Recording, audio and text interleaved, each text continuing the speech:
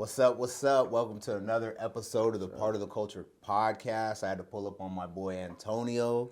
Nice. He owns Turn 360. Yep. Turn Me Up 360. He has a couple of mirrors and iPad. I'm gonna let him break it down, but I seen him doing big things, and I really seen a change in him, and so it's kind of what I want to talk about and some business tips and things like that. But go ahead and introduce yourself. Sir, how y'all doing? Antonio here, so owner of Turn Me Up Rentals, and so basically what we specialize in is going to be party rentals. So we have photo booths, mirror booths, 360 video booths, iPad booths, marquee letters, backdrops, everything. So That's dope. Yes, That's sir. dope. So how did you get into the Turn Me Up 360? How'd you even come up with that name? Man, so for a long time I've been using Turn Me Up, right? So I had Turn Me Up back in like when I was younger, and that was kind of like a name I started with club promoting. Okay. And then so when I started this business, I saw the first one I saw was a 360 booth, right? When I saw it, and so it was spinning around. I'm like, hey, I'm just gonna use that old name I had, Turn Me Up. So I said, Turn Me Up 360 is what That's I first crazy. started with. Yeah. Funny how things come full circle. Right. You know? Yep. So, What made you? How did you even get involved in the rental business? All the businesses out there. yeah, so I saw that one and kind of did some research. I'm like, hey, this looks cool, looks fun when I first saw it. And then so I did some research. I looked in the area, looked on Google, stuff like that. And I didn't see anybody with it. So I'm like, you know what? I'll try one of them Yeah. and see how it works. And I ended up ordering one in February of 2022. Wow. And that was my first one I ordered. That's cool. Yep. What has been your experience with it, like as a business owner? You like Oh, it? I love you it. know? I love it. It fits my personality, right? Yeah. So always been like, very outgoing, fun. I like to, enjoy myself. And so with this, it's kind of the same business, right? Because you're doing all fun events. You're doing parties and birthday parties. That is true. And quinceañeras and weddings. So Hey. yeah, so it fell in my lap, and I kind of ran with it. And That's we're here dope. today. That's dope. And then what made you, besides like the obvious reason of making more money and service, what made you switch up? What's the iPads with a picture, and what's the mirror? Break those two things down. So iPad booth is basically it's an iPad you purchase. It sits inside of a stand, and basically it does the same thing. It takes pictures and printouts. Mirror booth is going to be a 5.5 foot tall by 3 feet wide digital touchscreen mirror. That's dope. So that one's a lot more elegant, right? Especially for weddings and quinceañeras and stuff like that. But just the difference between those two are just going to be one's an iPad stand with the iPad, and the other one's going to be an actual computer digital touchscreen mirror. That's dope. I always like to add value, and I know people always want to get involved in business, and we were talking about podcasts and stuff. This is kind of how I stay tapped into the community and things like that. How are you finding your clientele for these things? So me, a lot of Instagram and Facebook marketing. Really? Yeah, Okay. yeah, but a lot of Facebook market, running Facebook ads, running Instagram ads, things like that, and then Yelp. That's cool. Yeah. And all those avenues have been working for you? Yes, every single one. Yeah, That's Yelp dope. is probably the best one. As long as you have good reviews on there, Yeah. and then running ads is pretty good because you can run your ads to hit like your local area. So like That's cool. San Jose, Sunnyvale. So you can run your ads to specifically hit those areas. Did anybody teach you about running ads or how to do that part of the business, or you just came off the top? So I'm very big on researching and learning things myself, right? So they'll tell you YouTube and Facebook, the stuff you can learn on there. I would say, they call YouTube University. Yeah, love it. So research. Okay. Yeah, research. I learned how to market that specific type of like industry, running ads and stuff, and that's why I went with it. That's dope. That's super smart, man. So one of the things, I think like the thing that made me even hit you up is I seen that you got this office, and I was like, okay, I like what he's doing. He broke that down for me. But I seen like a change, like, you know what I mean? Like I feel like even, because you content, obviously your content style, it could be the same person, your content style changed. Yeah. But, me and him just know each other. I've bartended, I've been in the industry. He's thrown parties, he's been around, he can dance a little bit. You know what I'm saying? He can dance a little bit. A little bit. And I know, we have a lot of mutual friends. And so I've seen that, like I've seen the fun Yeah. aspect, and I kind of just seen a switch. I don't know, maybe it is around, you Yeah. know, 20, maybe like the pandemic-ish Yeah. area. I kind of seen a switch in, you're still fun, and like that part isn't gone, but I seen something more. Like I Yeah. seen something turn on. Am I right about that? Or, Yeah, 100%. And what was it? What was it that did that? So my thing was, you know, obviously working in the corporate industry. I worked at my last company I was with. I was there for 8 years, right? And I did so much for the company, and I was there for so long, and I put in these crazy hours. And I've always been an entrepreneur on the side, right? Okay. But I never really had the time to dive into it fully because I was always working for somebody else. Yeah. Right. And so once I was at my last job, and I ended up getting terminated after, you know, I felt I had did so much for the company.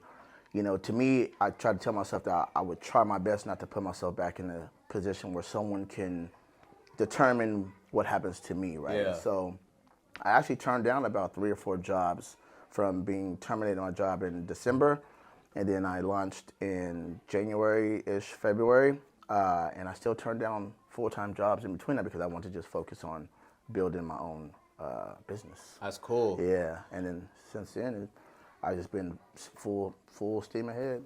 That's dope. That makes sense. That makes sense. I still bartend on the side. I still do I do like some catering and like higher end, like corporate catering, I guess, for some pretty big clients. Like, you know, we have some crazy budgets. Yeah. But that's a different, but my goal is to be fully independent. Nice. Before having Yeah. my child, I was right there. I was full, you know, but having my kid, and then I took a year off of work. Like I would still hustle a little bit, but it was nowhere near what needs to happen to make things happen. But yeah, I think 100% full-time entrepreneur. You're always like people like even as an entrepreneur, people are like, "Oh, I don't want to work for no one." If you're an entrepreneur, you work for hella people. Hell yeah, you work for a lot of people. Still, yeah, because your clients. I mean, you're working for your clients. Yeah, so 100%. so don't think just because you're independent, you ain't about to be working Not for at nobody. all. You're gonna work for actually more people. More people. If you're good. Yeah. You don't want to get bad. You don't want to get bad reviews, so you have to make sure you're working for them, and that'll kill your business very quick. That's cool. So, you know, one of the things I've always, every single episode I've ever recorded of this thing is like value. Yeah. And you know, a lot of the content I make, whether they know it or not, is for like my little cousins or like my little brothers. I don't directly make it for them, but I always have them in mind that I'm always trying to be a guiding light for kids like them because no one told me nothing. I had to go on YouTube University. I don't want to say no one told. I've had some great mentors. So I'm not gonna talk about that, but what's one thing, and we can actually jump into mentorship and stuff like that, but what's one piece of value that you would give a kid maybe starting out, not even just in the booth or the fashion industry, but what's one piece of advice from 2020 is now 2024, so in the last 2 years or since you've been doing parties, what's a gem that you would give somebody that's thinking about starting business or, you know, wants to make a couple extra bucks? What's kind of the first thing that comes to mind? The first thing I was thinking to mind is don't be scared to fail, right? Because a lot of the problem what people do is that they let being scared kill a lot of their dreams, right? And so if, you know, I've started probably about 8 or 9 different businesses, right? And some do well, some didn't. And then here we are today, right? You know, this one has replaced my last salary, my last job, you know, almost by double. Wow. Right? Yeah. So, but I'm asking for money when it's over. Right. But I would just say, don't be scared to start. Right. Yeah. You know, some things will work, some things won't. But if you don't try it, you'll never know. That's what's right? up. So yeah.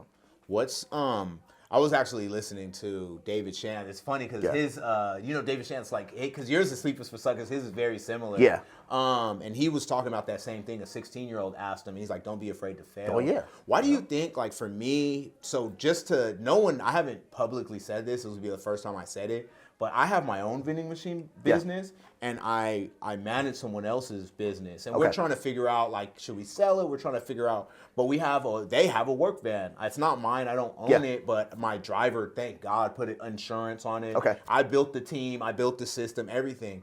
They stole the van. Oh man, okay. You know, but we had full insurance, and I have a box truck, so we were able to use my box truck to run this route that I'm managing. And so, like, I say all that to say, like, people are so scared of, oh, what if this happens? And what if this happens? when it happens, I could only thing I could say is like just be smart enough to have your insurances, 100%. pay your little taxes. Yeah. But the craziest stuff happens. Yes, I have Airbnbs like toilets have broken, but a repairman just comes. Even with the truck being stolen, the police have a report. Insurance is gonna figure out how much it's worth. They're gonna cash us out. We're just gonna get a new vehicle for the owner, and we're back on the road. And I'm doing everything I can today to keep the business going. So that's an extreme. Like, but this really happened. Why do you think, like? And it would, I guess, if you told me, like, when I was younger, like, man, somebody's going to steal your van. This is actually the second vehicle from vending that has been stolen. But it's always been, it actually worked out. We were able to update, my box truck got stolen. Okay. But I was able to, we were able to recover the truck. We put they cashed us out. And we were able to put, like, a sound system in it and a dope alarm system. And get all new shelving units that were even better than before. So it actually worked out the last time. But why do you think people are so scared? What do you think? Like, what is it? Like, why would someone let fear stop them from their dreams? Failure. Yeah, I feel it. Failure and maybe letting themselves down, right? But people, I think when people thinking like, oh, I'm gonna try this, I'm gonna look stupid. And when I first posted the photo booth, I tell you, I was like, I don't care what people think, right? And I didn't really care, right? And people saw I was posting a photo booth, and to be honest with you, I didn't get a lot of love from it, right? No one really, no one really shared it. No one said, oh, that's cool, But it's a failure, right? And so a lot of people don't, they're either ashamed of trying to say they're trying to start a business, or they're scared to start it because they don't want to be like, oh, I started this and it didn't work, and that right there is kind of like it'll kill a lot of your dreams, right? Worrying about failure or worrying about what other people think. Right? I agree 1,000%. I've had, like, I make the stupidest content. And it's actually like people think that it's comfortable for me, but it's actually like a little bit uncomfortable. But at the end of the day, it's really what I want to create. But it's because it's hard, like I think only like a black person will understand. Like, we have like social pressure to be hard, to look a certain way, not be goofy. Like, we're not about that. And so for me to make a dumb ass video or like a goofy video, like I'm pretty much stepping out of what our culture is approving. I'm not talking about selling drugs. I'm not. You know what I mean? And so it's hard, and so there is that pressure. But I promise you that me being my authentic self has built my brand 100% more than anything else I've ever done. Anything. Like, me being me. Like, if I go places, because I get my girl involved now, and so I go places and they like. People recognize me. They'll say little lines from the movie. Like me and my girl were at the fair, and some random lady came up and just hugged my girl, and she's like, you don't know me. She's like, I follow your boyfriend, but she's like, you're the real star. And she gave my girl a hug. My girl was tripping like, damn, that shit has far reach. I have no idea who this person was. You don't know who see your stuff. So that's crazy to me that you can get that much push. What's next for you? What's going on in the back of that brand? Man, so right now, this brand is just, my goal right now is to just keep adding new services, right? Because a lot of people don't know the rental business it's $1 billion business, right? And there's a lot of money to be made with it, right? And there's so many avenues you can go into rentals, right? From inflatables to photo booths to backdrop, stuff like that. So my goal is just to add on 2 more services within the next quarter, right? So that's kind of the goal for this business, and then obviously stepping into another business adventure besides this one too. So I definitely think I think it's a teachable moment. So a lot of people see me do like this podcast. They see me do fashion. They hear me talk about my vending machines. I have one Airbnb. At one point I had 5. Nice. It's a different story for a different day.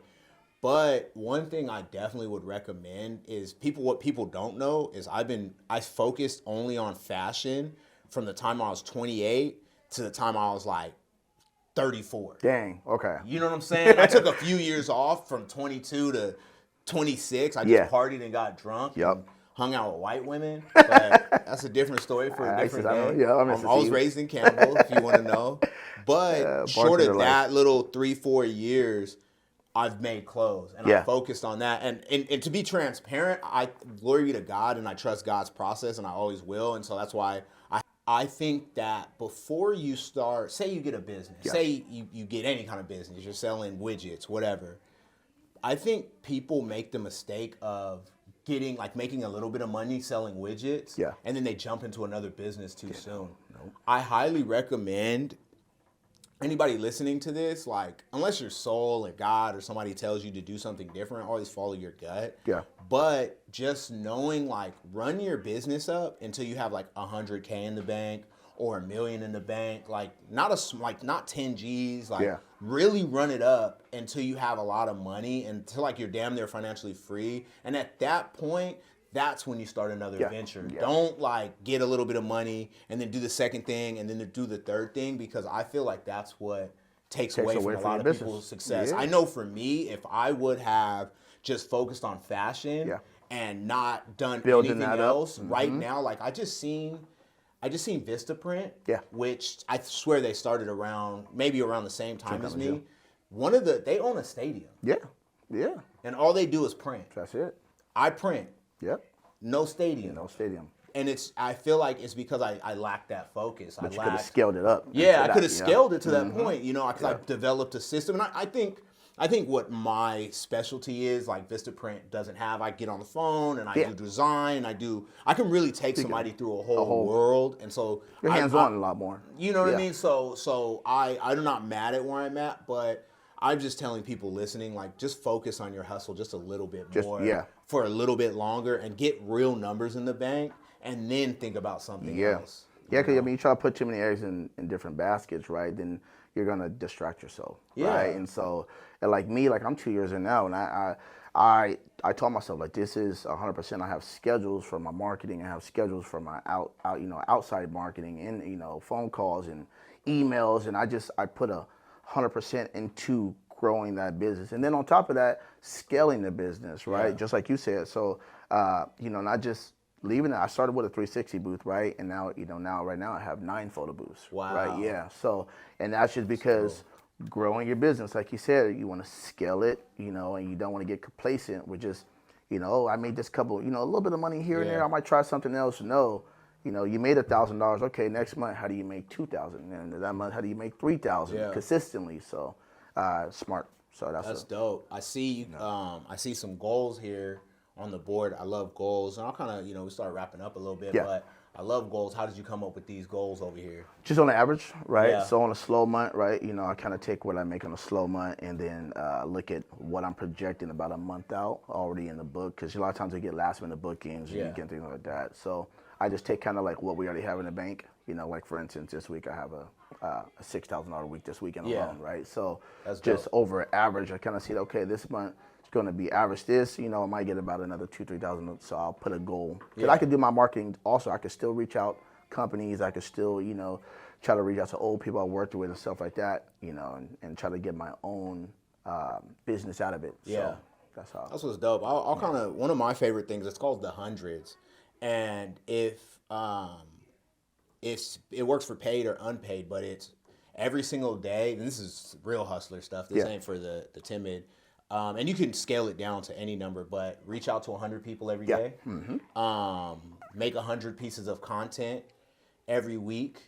And then, what's the third? There's a third 100. It's not coming to me right now. But if you just do those two things, if you reach out to 100 people every day, whether it's new people or past people, anytime I'm slow, and I literally only have to reach out to 10 people, and one of them will say yes. And with my business, it's like $700 to $800 to $2,000 ticket. Sometimes it's like $200 to $2,000 is my average, cart size. Yeah. And so all I have to do is I literally will just go through my phone and I'll say, okay, who have I've not hit up in a while, or who are some of my best clients, and I'll just reach out. And that's sometimes you have to do that outbound call. You can't just wait for money. Can't wait for it to come to you. And with my last company, I was a general manager for a long time, so I kind of took the same concept from my old job, and I would make them send emails and phone calls and outreach and outside marketing and referrals. And I take that same exact strategy and I just input it to what I do now. My emails, I'm reaching out to different vendors and companies with my emails. I'm I'm hitting up past clients and seeing if they have anything coming up, offering them, some type of discount for working with me again, and staying on the phones, man. So it's the same thing for your business, for my business. Like you make clothing, you probably reach out to companies and see if they need stuff made, and is you just can't sit there and be content with people trying to find you. You got to go find business too. Right now, I'm trying to pay off my vending machine business. I paid a pretty penny for it. But one of the first moves I'm going to make is get a VA. A virtual assistant. Oh, yeah. Literally just because my business, and this is game, like the most money I make is from mock-ups. Yeah. Like all I have to do is make a mock-up, send it to a client, and the client will say, yeah, I like that, and then it's money. I need 100 pieces.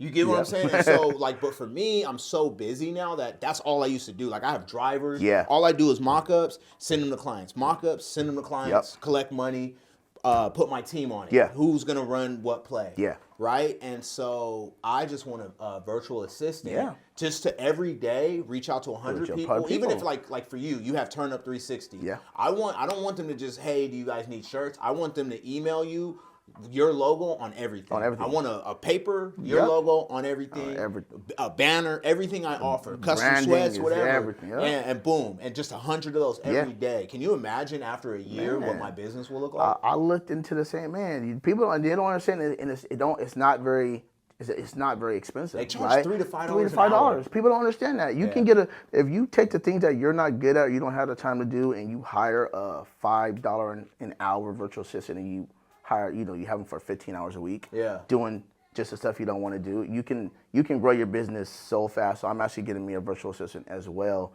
to do my calls and my emails. That's it. That's what I'm saying. And nobody knows, and no one really cares. They just all people want is good service. My boy put me on game. He told me, because I used to do everything myself. I used to print, market, drop off, everything. And one day my boy, he was like, that it's just your name that people want. It's not, it doesn't matter who makes it. As long as your name and the quality that's behind your name, that's all that matters. And so that's how I was able to, I just started building a team. I was like, you're right. And first I had somebody cleaning my screens for me. And then I was like, I trained someone to print. And then I trained someone to drop off. And then all I literally do is I do all the artwork and all the customer relations. And then I just delegate to my team. And so, but my boy freed me. And so I know that I'm leaving so much money on the table. That's a lot. And people don't understand, scaling your business, right? If you take some of the stuff off your hands, so you're not all over the place, you can easily grow your business. I could triple what I make on an average month, right, without doing half the work. But I'm still in a spot where I want to be on every single thing. I want to do the marketing. I want to do this. But you, as a business owner, you got to learn to take yourself away, right, and be the owner, right, and delegate to people that you need doing the things that you need done. You might lose, you might spend a little bit more on paying some people out, but you grow your business. People say that, yes, I do spend money on my team, a lot of money. But you have to understand that I'm still able to hang out with my son. I'm still able to do all these things. But it's okay, the most somebody can really work in a day is 16 to 20 hours. And you're not going to be able to do that for years. You feel me? You might get 2-3 weeks of that shit in before your body's like, no, bro. And but today I had 2 people, 3, 4. I had 4 teams of people working on projects. We'll say 6 people today, right? And we'll say that those 6 people only did 4 hours each of work. 6 times 4 is 24. Yes, sir. So I worked 24, and plus I put in 10. So I worked 34 hours today. Just alone. Today. So every day while you work your 8 to 10, I work 34. Dang. You know what I mean? So it's who's gonna win the race? It's not rocket. The person working 8 or the person working 34. 34. Why do you think Google and all these big brands and Amazon? Why do you think they're making all this money? It's not just because they're exponent. And one day, Google has 60,000 to 100,000 employees working 8 hours. We'll say they're really working 4 hours. Yeah, because they get to hang out. 400,000 hours every day Google puts in. Yep.